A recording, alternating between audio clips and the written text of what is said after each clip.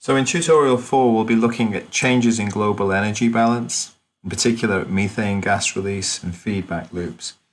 But before we do, we'll just recap on feedback loops. And we see this classic example of increasing temperature leading to sea ice loss, which in turn leads to darker oceans that absorb more heat, which in turn would increase temperatures, speeding up, accelerating the sea ice loss. So we see there a positive feedback loop.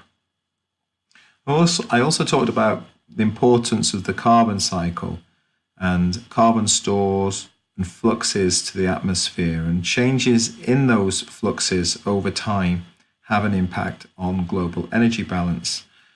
On the right hand side, we can see a map which shows the largest carbon stores. So for example, permafrost, there are huge quantities of potential methane with frozen organic material that can break down.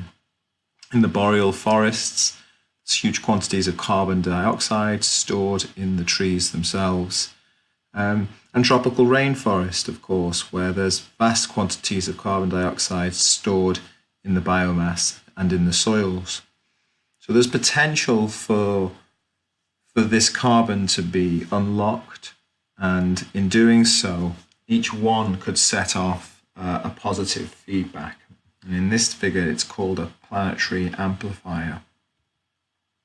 So I want to run through some different feedbacks that exist. And in this case, we've got ocean uptake. So we'll start on the left with warmer atmospheres leading to warmer oceans, which reduces CO uptake in the ocean, leading to increased CO2 in the atmosphere, enhanced greenhouse effect. The next one, we can look at terrestrial uptake. So again, here we've got global warming, leading to increased atmospheric water holding capacity, with the potential for extreme weather events that disturbs ecological patterns, droughts, hurricanes, storms.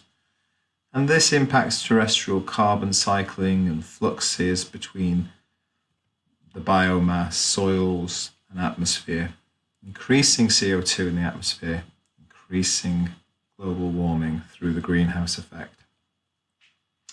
There's the potential in this case of temperatures that lead to droughts and wildfires, that leads to increased death and decomposition of forests, which pumps more CO2 back into the atmosphere.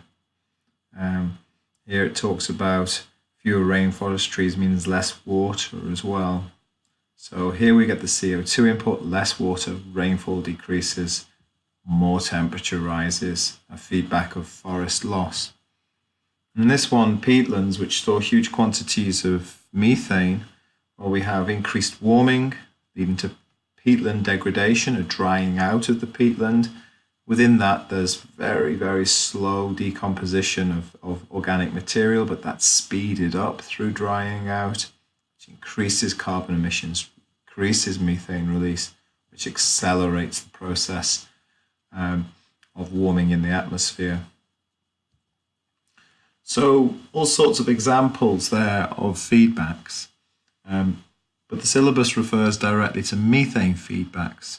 So, there are multiple stores of methane that can flux methane back to the atmosphere. So in the shorter term, the biggest natural emitters of methane are wetlands, lakes. And in the longer term, I think we could be thinking about permafrost systems, which store that methane in frozen organic material, but over time could release that methane into the atmosphere. But there's a huge number of areas where we can see methane loss in this diagram. So wildfires, terrestrial change here, vegetation change, permafrost thawing, marine and fresh water, aerial extent of that, wetland desiccation and erosion, all causing methane release into the atmosphere, forcing further climate change to get this feedback. So we take a closer look at permafrost thaw. So what we have here is we have all sorts of organic material frozen in the permafrost. And so we have some warming, which leads to a thawing of the permafrost. And that allows microbes and bacteria to break down organic material and releasing kind of methane as the byproduct. Methane emissions are released, leading to a more intense greenhouse warming, which in turn accelerates the melting of the permafrost. But it's not just thawing permafrost which is at work. And in this diagram, we can see all sorts of examples. So here we've got the microbes that are converting organic matter to methane and carbon dioxide. But also we've got methane escaping directly out of the permafrost there. We've got the retreating glaciers. So that enables some methane that's trapped to just come out of cracks in the rock. Here, decompression of rocks as glacier retreats opens cracks through which methane can escape. And here, because of increased sea level rise, we've got more erosion, or this could be thawing permafrost. So either erosion releasing trapped methane, or thawing permafrost, again collapsing, producing methane.